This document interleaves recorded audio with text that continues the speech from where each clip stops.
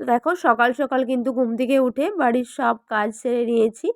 আর সকালে চাও খাওয়া হয়ে গেছে, তো এবার চলে এসেছি সকালে জল খাবার বানাতে। তো আজকে একটু ইচ্ছে করলো পাকুড়ি খাবো, তো শীতের এই ফুলকপি বাঁধাকপি দিয়ে পাকুড়ি খেতে কার না ভালো লাগে বলো। তো এই যে ফুলকপি কেটে নিয়েছি কাঁচা লঙ্কা কুচি, পেঁয়াজ কুচি, তো সব কেটে নিয়েছি। তো দিয়ে এবার দিয়ে দিচ্ছি বেসন, নুন, হলুদ গুঁড়ো আর যা যা লাগে।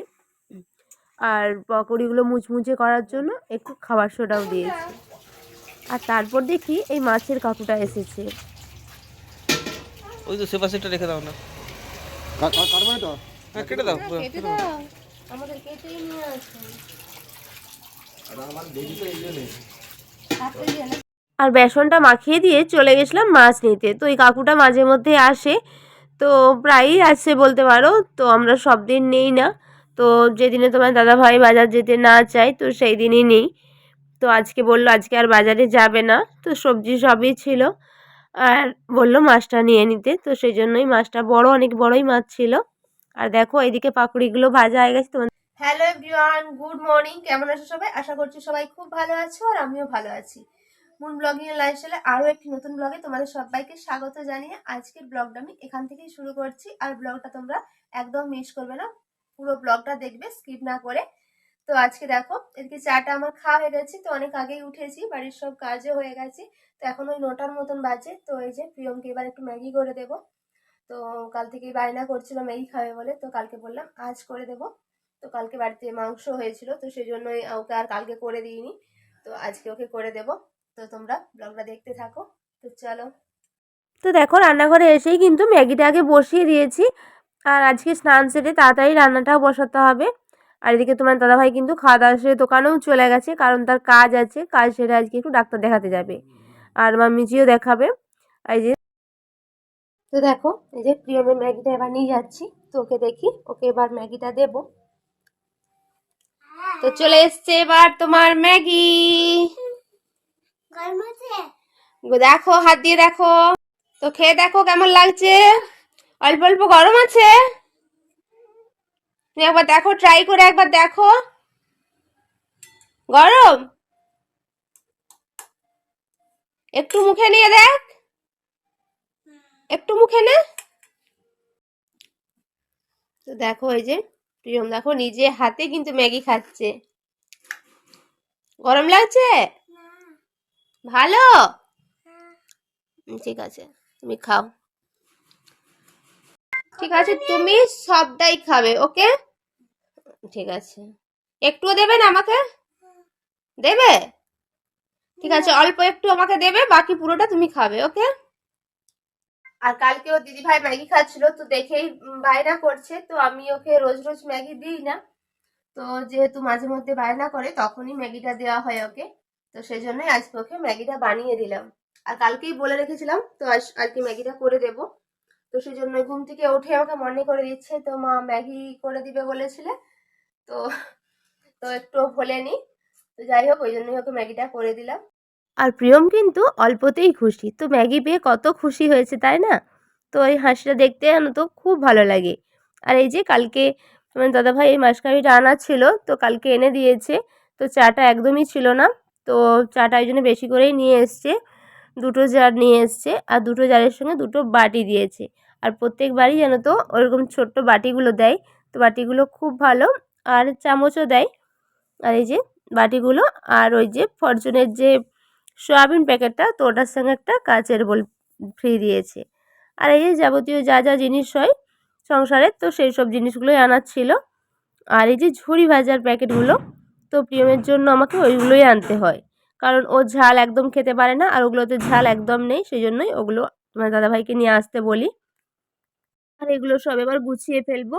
আর এই যে ম্যাগি, আর ম্যাগি জানো তো প্রত্যেকবারেই মাসকাবারি আনার সময় এরকম একটা করে প্যাকেট আমাকে আনতেই হয়, কারণ ও যখন তখন বায়না করে ম্যাগি পাঁপড় এগুলো আমাকে বাড়িতে রাখতেই হয়। আর এই যে কিছু সিমইও নিয়ে আসা করেছি, কারণ সিমইটা আমাদের সবাই খেতে খুব ভালোবাসে, বিশেষ করে তোমার দাদাভাই তো খুব ভালোবাসে। আর এই ব্লগটা জানো তো অনেক দিন পর দিচ্ছি, কারণ আমার প্রচণ্ড শরীরটা খারাপ ছিল, প্রচণ্ড ঠান্ডা লেগে গেছিলো, গলা ধরে গেছিলো, একদম কথা বলতে পারছিলাম না। আর আমার যদিও একটু ভালো হলো ওষুধ টষুধ খেয়ে, আর প্রিয়মের প্রচণ্ড ঠান্ডা লেগেছিলো।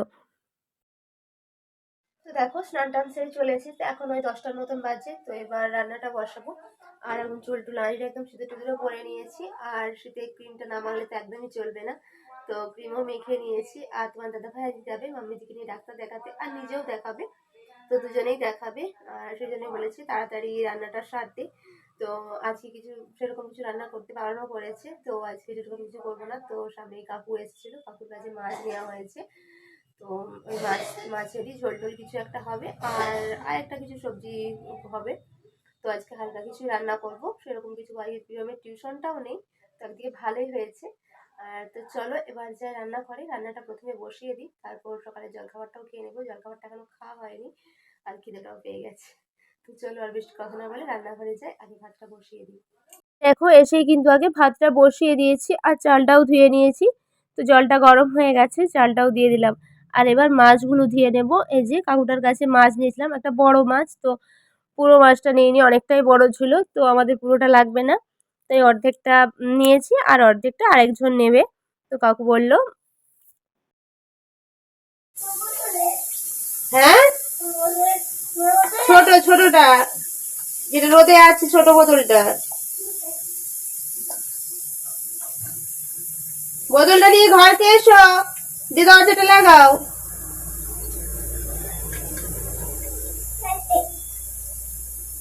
হ্যাঁ। আর মাম্মি যেদিকে সবজিগুলো আমাকে কেটে দিয়ে, তো মাম্মিজি স্নানে গেছে, স্নান সেরে পুজো করবে। আর আমি এখানে সবজিগুলো ধুয়ে নিচ্ছিলাম, সবজিগুলো ধুয়ে এই যে জল থেকে তুলে নিচ্ছিলাম। আর আর এদিকে মাছগুলো ধোয়ার আগে আমি জলখাবারটাও খেয়ে নিয়েছিলাম, কারণ রান্নার কাছে একবার চলে আসলে আর খাওয়ার সময় থাকে না। তাই মাছগুলো ধুয়ে এদিকে লবণ হলুদ গুঁড়ো মাখানো হয়ে গেছে। তো এবার মাছগুলো ভেজে নেবে এক এক করে।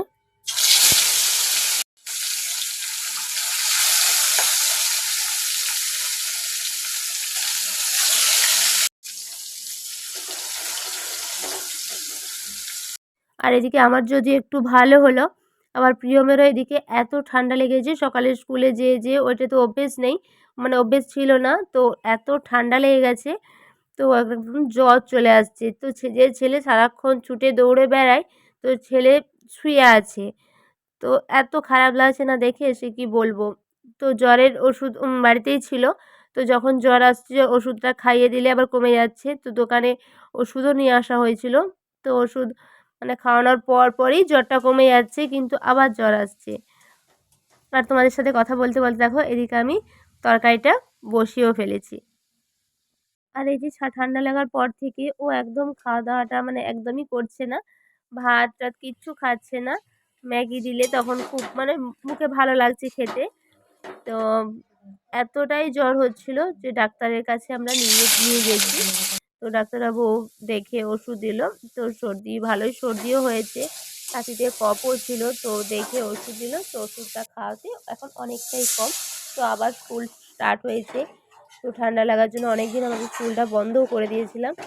আর প্রথম কি বলতো, আমি যেতাম স্কুলে দিতে, কিন্তু এইদিকে তারপর তোমার দাদাভাই ওর জন্য একটা হেলমেট নিয়ে আসে, তো হেলমেট দিয়ে আর তারপর থেকে ওই হেলমেট পরেই যেত। তো হেলমেট পরে যেয়েও কিন্তু ওর ঠান্ডাটা ভালোই লেগে গিয়েছিলো। তো এখন আমি ওকে আবার চাদর মুড়ি দিয়ে নিয়ে যাই। তো যে ছেলে আমার এত দুষ্টু, সে যদি শান্ত হয়ে যায় তো সত্যি খুব খারাপ লাগে।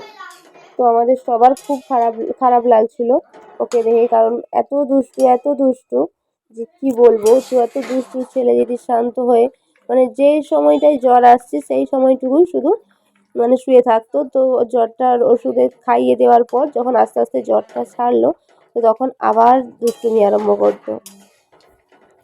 আর তোমাদের সাথে গল্প করতে করতে রান্নাবান্নাও কিন্তু আমার পুরো সারা হয়ে গেল।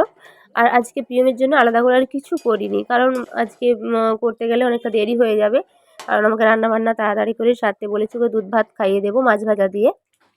তো মাম্মিজি আর তোমার দাদাভাইয়ের খাওয়া দাওয়া হয়ে গেছে। তো খাওয়া দাওয়া সেরে যে মাম্মিজি এখন রেডি হচ্ছে, তো বেরোবে বলে। এই যে দেখো তোমার দাদাভাই একদম রেডি হয়ে গেছে। যাবো পরে, তো আমার বাবা আসুক একটু পরেই চলে আসবে। তো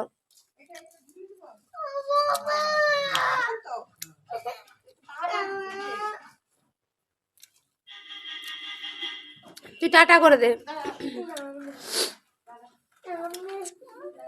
টাটা করে দে, টাটা। আরে রাগ হয়ে গেছে।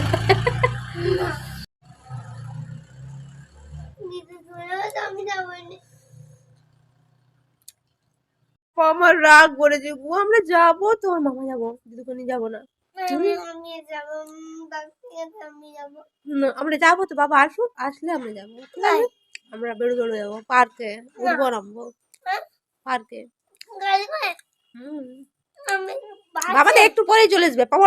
আর এই যে আমার প্রিয়ম সোনাকে রেখে ওর ঠাম্মি আর বাবা দুজনেই চলে গেছে, তাই ওর খুব রাগ হয়েছে। তো তাই ওকে আমি একটু দোলদোল করতে নিয়ে এসেছি, তাহলে ওর মনটা একটু ভালো হয়ে যাবে। তো ভাবলাম যে চল একটু দোলদোল করবি, তাহলে তোর মনটা ভালো হয়ে যাবে, আর আমি একটু তোকে ভালো করে দুলিয়ে দেব। তো দেখো কত আনন্দ করছে। তো তারপর আমরা চলে গেছিলাম ছাদে। তো ছাদ থেকে জামা কাপড় তুলে নিয়ে এসে তারপর ওকে আমি ঘুম পাড়াবো। তো ছাদ থেকে জামা কাপড় তুলে নিয়ে এসে ওকে আমি ঘুম পাড়িয়ে দিয়েছি, তো কিছুতেই ঘুমোবে না। তো প্রিয়মকে ঘুম পাড়িয়ে দিয়েছি, আর ছাদ থেকেও জামা কাপড়গুলো তোলা হয়ে গেছে। তো তোমার দাদা ভাইদের ডাক্তার দেখানো হয়ে গেছে, তো ওরা বললো ওখান থেকে বেরিয়ে পড়েছে। আর প্রিয়মকে ঘুম পাড়াতে নিজেও একটু ঘুমিয়ে পড়েছিলাম।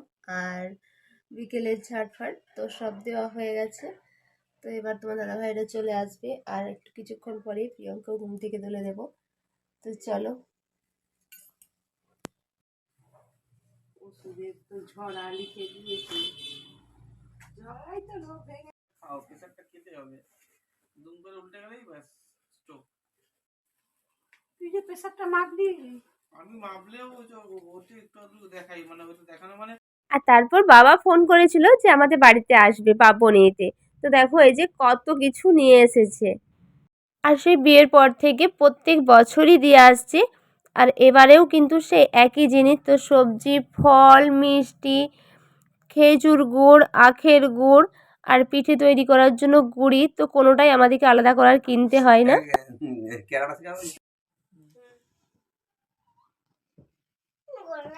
মিষ্টি, গরম গরম চপ, চপটা একদম হাতে গরম, একদম দেখো। আর এদিকে দেখো পালং শাক পর্যন্ত দিয়েছে, আর এদিকে মা কিন্তু পুঁই মিচুরি পাঠিয়ে দিয়েছে। তো ওটা বাবনির মধ্যে নয়, ওটা দাদারা আসছিল, তো দাদাদের হাতেই পাঠিয়ে দিয়েছে। আর এদিকে দেখো নারকেল টারকেল সব কিন্তু দিয়েছে। আর তোমার দাদাভাই কিন্তু বাড়িতে ছিল না, তো তোমার দাদাভাইকে আমি ফোন করে ডাকলাম। তো দাদাভাই আবার মিষ্টি টিষ্টি নিয়ে আসলো। আর আমি এই যে বাড়িতে রাতের জন্য সিমাই বানিয়েছিলাম, তো দাদাকে বাবাকে ওগুলোই খেতে দিলাম। তো এই যে সব কিছু তো তোমাদের সঙ্গে পুরোটাই কিন্তু শেয়ার করলাম। তো চলো আজকের ভিডিওটা আর বাড়াবো না, অনেকটাই বড় হয়ে গেছে, প্রায় 13 মিনিট হয়ে গেছে। তো ভিডিওটা তোমাদের কেমন লাগলো অবশ্যই জানাবে, আর ভালো লাগলে একটু লাইক করে দেবে। আর তোমরা কিন্তু একদম সাবস্ক্রাইব করছো না।